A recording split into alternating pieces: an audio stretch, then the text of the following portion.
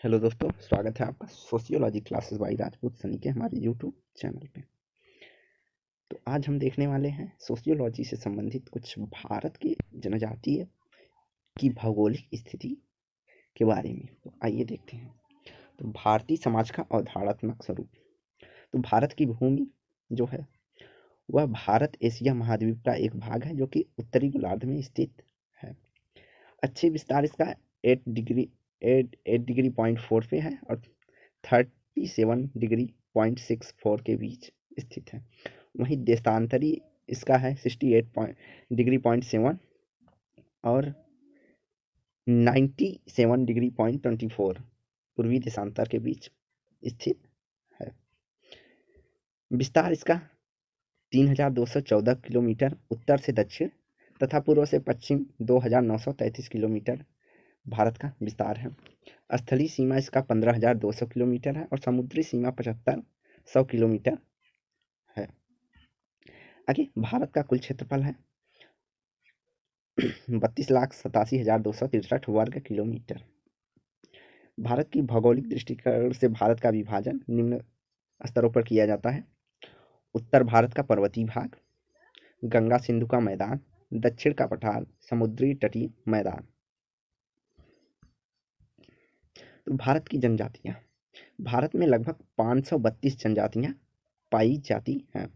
Doctor BS गुहा ने भौगोलिक आधार पर 3 भागों में विभाजित किया है। पहला उत्तर और उत्तर पूर्वी क्षेत्र, जिसके अंतर्गत कश्मीर से लेकर पंजाब, हिमाचल प्रदेश, उत्तर प्रदेश से लेकर असम तक के विस्तृत क्षेत्र आते हैं। इनके अंतर्गत भोटिया, थारू, लेप्चा, नागा, गारो, खासी, ढापला, ओबॉट, मिकिर, लुसाई, खम्पा, खुकी तथा खस जनजातियां पाई जाती हैं। तो उत्तर तथा उत्तर पूर्वी क्षेत्र के अंतर्गत हमारा पंजाब, हिमाचल प्रदेश, उत्तर प्रदेश से लेकर असम तक के विस्तृत क्षेत्र को लिया जाता है, जिनके अंतर्गत भोटिया, थारू, नागा, गारो, खासी, ढाफला, अबाट, मिकिर, लुसाई, खम्पा, कुकी तथा खस आदि जनजातियां पाई जाती हैं। अगला उन्होंने BS गुहा ने मध्यवर्ती क्षेत्र की चर्चा की है, जिसके अंतर्गत गंगा के मैदान से कृष्ण नदी तक माना है।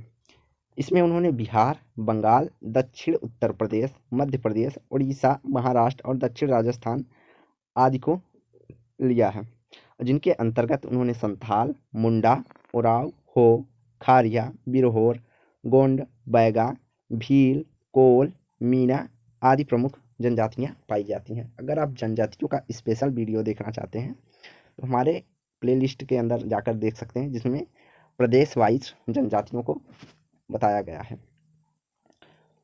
अगला दक्षिणी क्षेत्र। दक्षिणी क्षेत्र के अंतर्गत कृष्ण नदी से लेकर दक्षिण में मैसूर, त्रावणकोर, कोच्चि, हैदराबाद, आंध्र प्रदेश, तमिलनाडु आदि को BS गुहा ने विभाजित किया है, जिसके अंतर्गत उन्होंने कोटा, टोडा, पनियार, कदार, चेचू, कुरुबा, उराली आदि प्रमुख जनजातियां जो है पाई जाती हैं दक्षिण क्षेत्र में।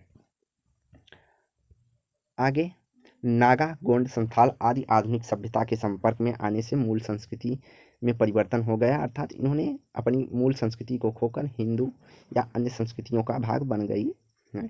वहीं टोडा, कोटा, बिरहोर, चेचू, इरूला आदि अपनी मौलिकता बनाए रखे है, अर्थात अपनी संस्कृति को अभी भी लेकर चल रही हैं, अपनी अस्तित्व को बनाए रखी हुए हैं।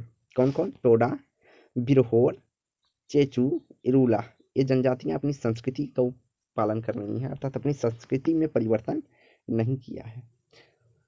वहीं पलियान, पनियान, कादर आदि शिकार करने वाली, टोडा, गुर्जर आदि पशुपालन करने वाली और कृषि करने वाली जनजातियां उत्तर पूर्वी मध्य भारत में पाई जाती या रहती हैं। तथा हिंदू धर्म सबसे प्राचीन धर्म मानते हैं। इस्लाम धर्म के प्रवर्तक हजरत मोहम्मद साहब थे, इन्होंने कुरान ग्रंथ दिया। सिख धर्म के संस्थापक गुरु नानक देव थे और सिखों का प्रमुख ग्रंथ गुरु ग्रंथ साहिब है। ईसाई धर्म के प्रवर्तक प्रभु ईसा मसीह हैं और इनका प्रमुख ग्रंथ बाइबिल है। ये सब फैक्ट कभी कभी पूछ लिया जाता है।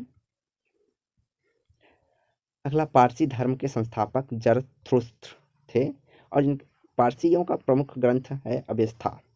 बौद्ध धर्म के प्रमुख संस्थापक गौतम बुद्ध हैं थे जैन धर्म के संस्थापकों को तीर्थकर कहा जाता है और महावीर स्वामी जैन तीर्थकर के 24वें तीर्थकर थे। जैन धर्म के त्रिरत्न का मार्ग बताया गया है। जैन धर्म में 3 रत्नों का मार्ग बताया गया है और जैन धर्म को दिगंबर एवं श्वेतांबर 2 शाखाएं पाई जाती हैं। आगे ये पूछे गए प्रश्न हैं जो कि प्रीवियस ईयर में पूछे गए हैं मिलान के रूप में। तो आइए देखते हैं।